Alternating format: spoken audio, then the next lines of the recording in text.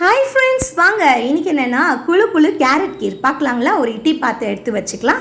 அந்த இட்லி பாத்திரத்தில் இப்போ கொஞ்சம் தண்ணி, அவங்க கொடுத்துருக்க கோடு அளவுக்கு தண்ணியை ஊற்றியாச்சு.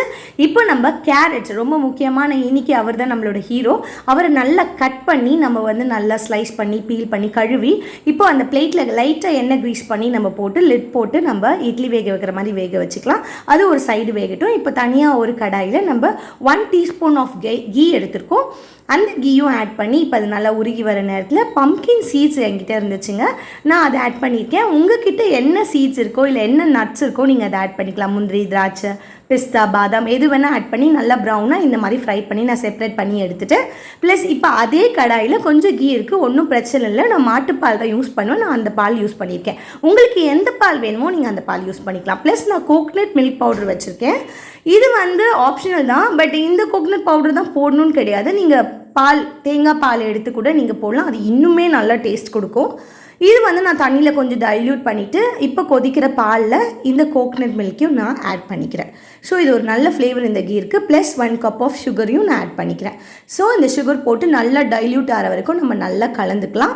சர்க்கரை நல்லா கரைஞ்சிட்ருக்க இந்த நேரத்தில் நம்ம என்ன பண்ண போகிறோன்னா, கொஞ்சோண்டு நான் வீட்டில் பால் ஏடு சேர்த்து வச்சுருக்கேன் ஃப்ரெஷ் க்ரீம். அதை நீங்கள் நல்லா பேஸ்ட் பண்ணிங்கன்னா அது ஃப்ரெஷ் க்ரீமாக நமக்கு கிடைக்கும். உங்களுக்கு வேணும்னா வெளியும் வாங்கி நீங்கள் யூஸ் பண்ணிக்கலாம். அப்புறம் 8லேருந்து 10 வரைக்கும் நம்ம ஏலக்காய் நல்லா தட்டி இடித்து அதையும் இந்த பாலில் நான் ஆட் பண்ணியிருக்கேன். அது நல்லா ஃப்ளேவர் இறங்குற வரைக்கும் கொதிக்க விடலாம். இப்போ நம்ம வேக வச்சுருக்கிற இந்த கேரட் ரெடி ஆகிடுச்சு. இதை நம்ம நல்லா பியூரி எடுத்து வச்சுக்கலாம். நீங்கள் அது ஒரு மாதிரி திப்பி திப்பியாக இருக்குது, அந்த மாதிரி ஏதாவது இருக்குதுன்னு நீங்கள் நினைக்கிறீங்கன்னா நல்லா அதை ஃபில்டர் பண்ணிவிட்டு ஆட் பண்ணுங்கள். ரொம்ப ஸ்மூத்தாக இருக்கும் அந்த பேஸ்ட்டு.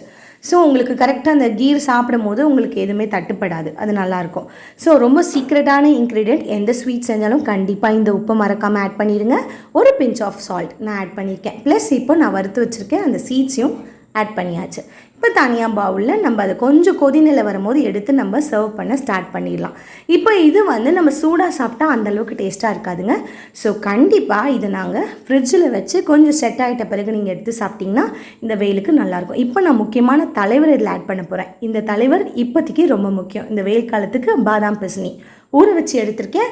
அவரை இதில் கொட்டி நல்லா கலந்தாச்சு. கலந்ததுக்கப்புறம் ஃப்ரிட்ஜில் நம்ம செட் பண்ணி வச்சிடலாம். ஜஸ்ட் 5 to 10 minutes தான். நான் எடுத்து பசங்களுக்கு சர்வ் பண்ண ஸ்டார்ட் பண்ணிட்டேன். உங்களுக்காக குழு குழு கீர் கேரட் கீர் ரெடி ஆகிடுச்சு. கண்டிப்பாக